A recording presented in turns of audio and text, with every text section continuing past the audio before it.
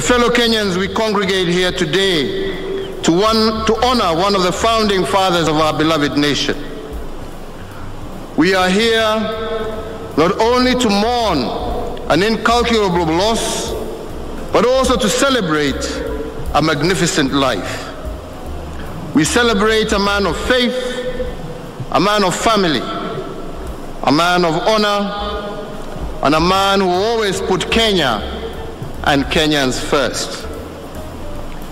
So my fellow citizens, whereas President Kibaki has rested and a remarkable life ended, his service to our country will not rest until the last mile of his bold vision for our country, Kenya, is complete. We honor and salute him today for his toil in the run-up to our nation's independence, and most notably, as amongst the leading architect of the modern Kenyan state. As one of the last standing heroes of our independence struggle, he had a special calling to execute the last chapters of the vision of our founding fathers, and he did this with surgical precision and a total disregard for what the naysayers thought of him. He finished the last mile of our founding vision as a nation, but he did not stop there. He helped us lay the foundation upon which future generations shall also build. But to this, I must add one more thing. President Kibaki was by all means a modest man and did not believe in loud shouting. When the limelight was shone on him, he tended to coy and hide. And this is because he found virtue and joy by doing the ordinary things that fulfilled his promise and purpose. He knew that he could not fulfill his purpose in the presence of cheering crowds, and he had to do this in the privacy of his space. And his desire to contribute to transform our country, Kenya, in his quiet and secluded space with no one watching is what makes him a legend and a man of purpose. Fellow Kenyans, ladies and gentlemen, allow me to celebrate the man lying before us using three frames: Kibaki the man, Kibaki the leader, and Kibaki the visionary. I begin with Kibaki the man, and in celebrating his humanity, I want to pose an age-old question about our existence, and that is, what is the true measure of a man? How do you judge a man after he has served God, his generation, and country? Do you measure a man by his financial exploits or by how many lives he touched? Do you measure a man by the victories he gained or how he dealt with those he vanquished? Do you measure a man by how he handles losses, failings, and tragedies, or how magnanimous he is when he bags a win? Do you measure a man by how he treats his peers and equals, or how he treats his subordinates? Do you measure a man by what he started or by what he finished? Do you measure a man by how he handled his finest moments or by how he handled his lowest moments? If you want to know the true measure of a man, watch what he does with power, how he handles his opponents, how he treats his wife and family, and what he does with his influence.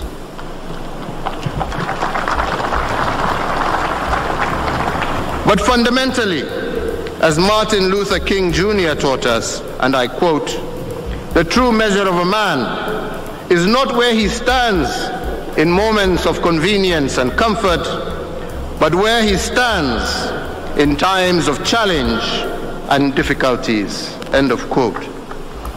In other words, the true measure of a man is how he behaves when misfortune hits. And the question before us today, who was Kibaki the man? How do you measure a man who was sworn in as president in a wheelchair? How do you measure a man who suffered ill health during his first year of his presidency, and in his lowest moments, he did not give up, but he soldiered on? How do you measure a man under whose watch Kenya experienced our darkest moment in 2007, yet in this moment, President Kibaki shook the hand of his opponent and invited him to form government with him on a 50-50 basis, despite opposition from some of his own supporters. Kibaki, the man, had an incredible gift of tolerance. He had the ability to take in pressure and pain without showing distress. And this is why he was known as a man of few words. From his 50 or so years of active politics, he learned not to rush into judgment and decisions. He learned to lay in wait until the swollen river had found its course. When moments were dark, he chose to be the light. When reason was scarce, he became the voice of reason. And when hope was down, he encouraged us all to exercise the gift of long suffering. And if a man is not measured by what he started, but by what he finished, then the record must reflect that the Honorable Mwai Kibaki finished very strong. The end of Kibaki the man can only be summarized by the words of Apostle Paul when he said this of his own life, and I quote, "I have fought the good fight, I have finished the race, and I have kept the faith." This too must be recorded in our books of history as the finishing line of the Honorable Mwai Kibaki. He fought the good fight, finished the race, and he without doubt kept the faith. So, Your Excellencies, fellow Kenyans, ladies and gentlemen, turning to Kibaki the leader, as we have heard from the story of his life and times, as far back as July of 1974, the Honorable Mwai Kibaki was named by Time magazine as one of the 150 men and women who would become new world leaders. 6 years later, in 1997, and 9 years later, in 1981, the same magazine named him as one amongst 100 people with remarkable leadership qualities.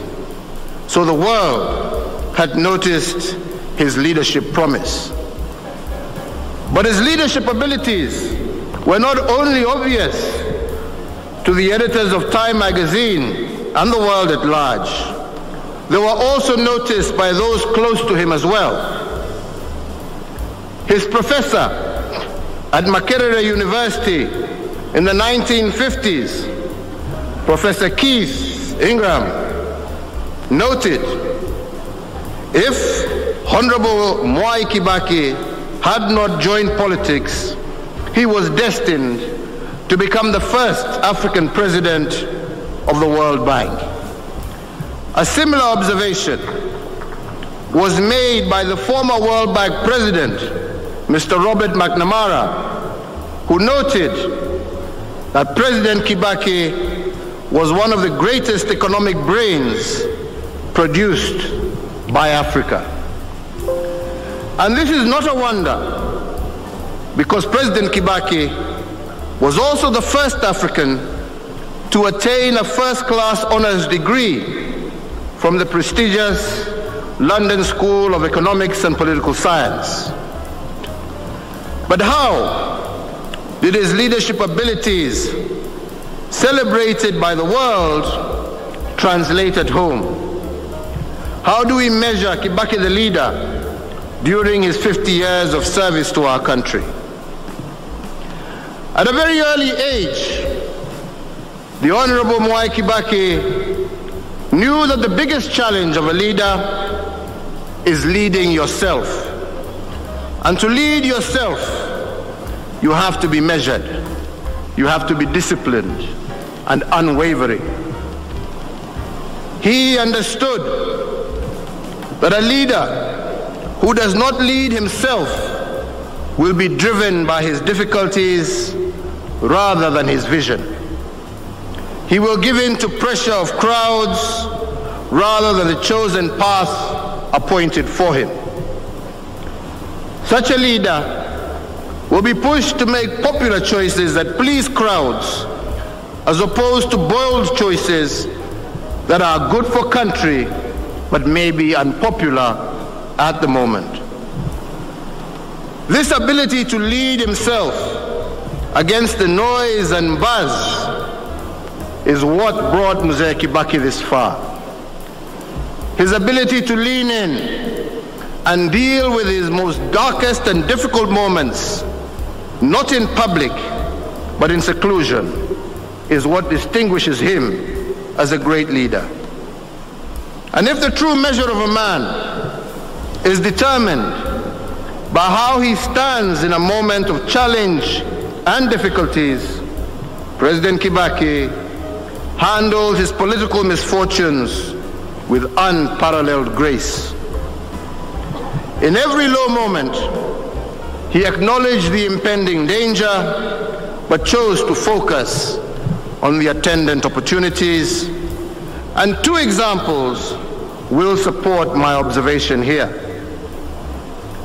The first happened in 1988, after the infamous Mlolongo election. During this election, the Honorable Mwai Kibaki had served as Vice President and Minister of... The new government was formed after the election. The Honorable Mwai Kibaki was demoted from his position as Vice President and made the Minister for Health. At that time, popular voices countrywide wanted him to reject what they saw as a humiliation and resign from government altogether. But he shunned the voices of the crowds and opted for the lonely and unpopular path then. To the shock of the nation, he embraced his demotion with grace and continued to serve the country in a lesser capacity. But his superior reasoning was that leadership is not a position, it is a service. And he was ready to serve the country in any position the people summoned him to. With this reasoning, the demands for his resignation were put to rest. The second demotion of his leadership came at the darkest hour in our history as a nation. This was the post-election violence of the year 2007. President Kibaki admitted to all of us that this was one of the lowest moments in his career as a political leader. But turning inwards, he converted this political misfortune into a constitutional moment. You cannot talk about the 2007 crisis without going back to the 2005 constitutional referendum. During this referendum, President Kibaki and his team that were called Banana Team suffered a resounding defeat in the hands of the Orange Team. But he banked the referendum loss as a dream deferred. And he knew that one day, someday, we will fulfill Kenya's clamor for a new constitutional dispensation. Then the 2007 crisis presented itself. At first, it was devastating. But with time, it gave him the opportunity to engage in a constitutional reset executed through bold and uncharted waters. First, and against the wishes of many, he ceded half of his government to his rival then, and he invited Prime Minister Raila Odinga to co-create government with him. Second, he needed to build consensus around his decision, and he did this because he understood that leaders do not look for consensus, rather they build consensus, as once again Martin Luther King Jr. told us. In March of 2008, he led the enactment of minimal constitutional changes to our independence constitution, which established the position of Prime Minister and 2 deputies, of which I am proud to have served as one. With the 2008 consensus in place and an inclusive government formed, the crisis of 2007 was resolved and spirited away. And in June of that year, our Vision 2030 was launched, setting the stage for better planning and the highest economic growth ever recorded in Kenya. The other notable achievement, which is also the third reset to our constitutional order, was the 2010 referendum. This referendum was meant to retire our independence constitution and align our supreme law to the aspirations of a new republic. And in August of 2010, the deferred dream in 2005 became a reality, and apart from Vision 2030, the challenges of 2007 had gifted our country a new supreme law, the Kenya Constitution 2010. If the true measure of a man, therefore, is how he stands in times of challenge and difficulties, from the 2007 dark moment of our nation, President Kibaki stood tall and turned misfortune into positive change. These examples affirm that dreams deferred can never wilt away. Finally, fellow Kenyans, I will end my brief reflections with Kibaki the visionary.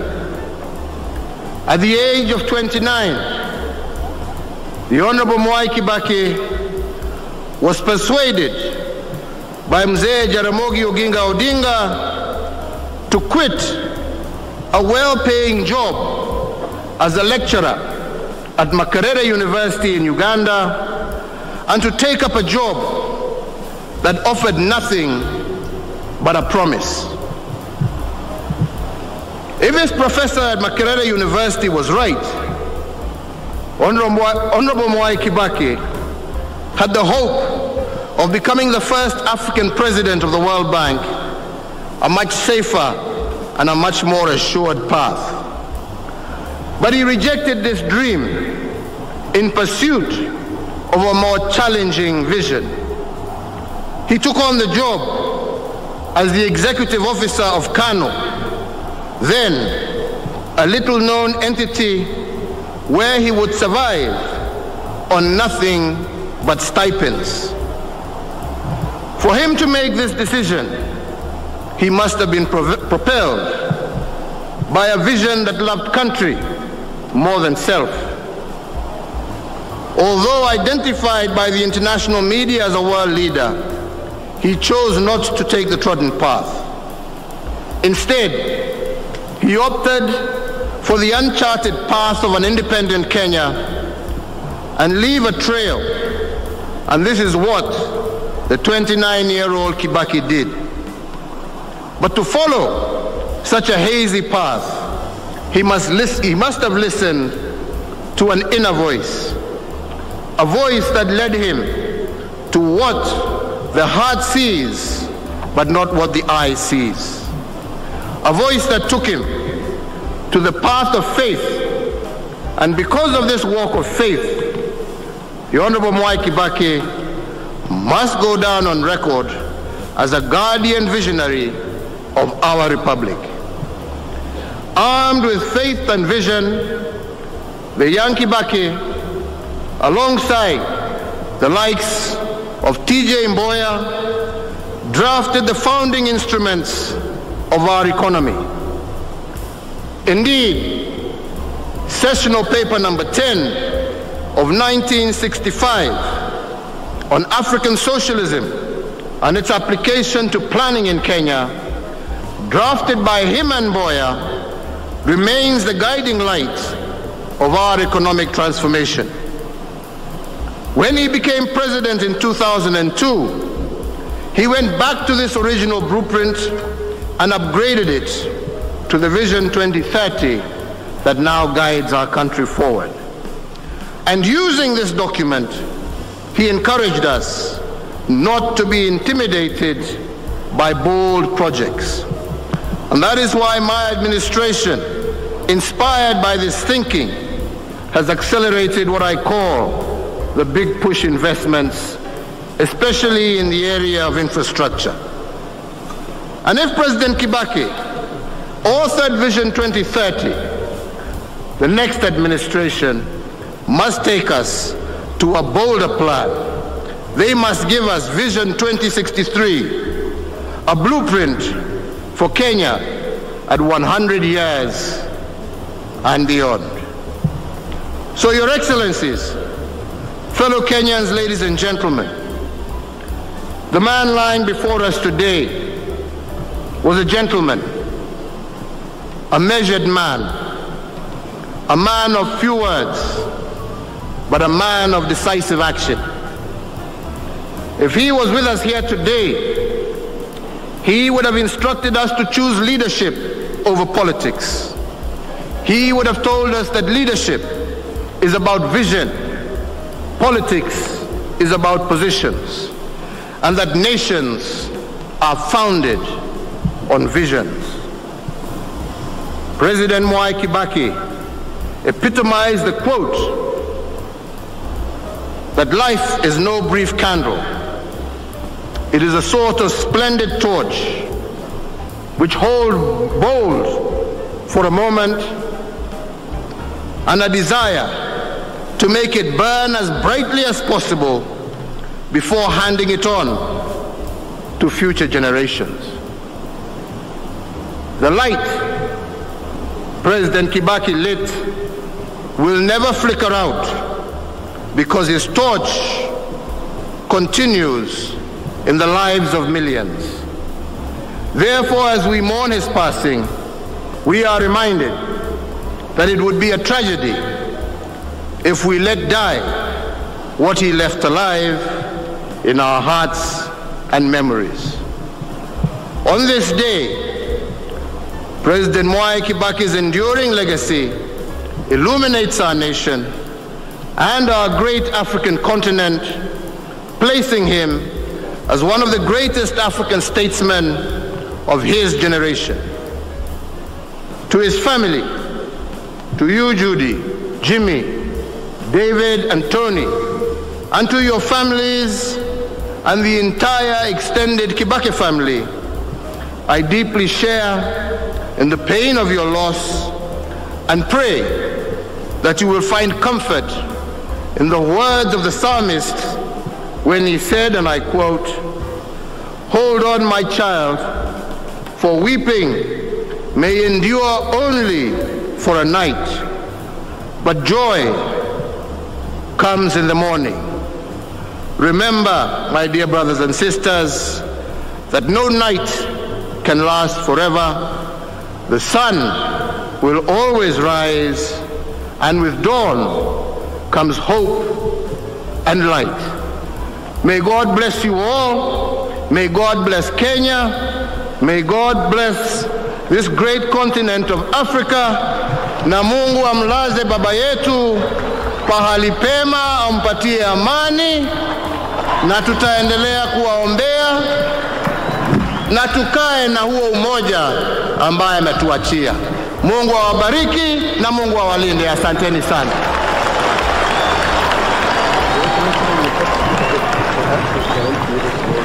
Your Excellency, the President Uhuru Kenyatta, Your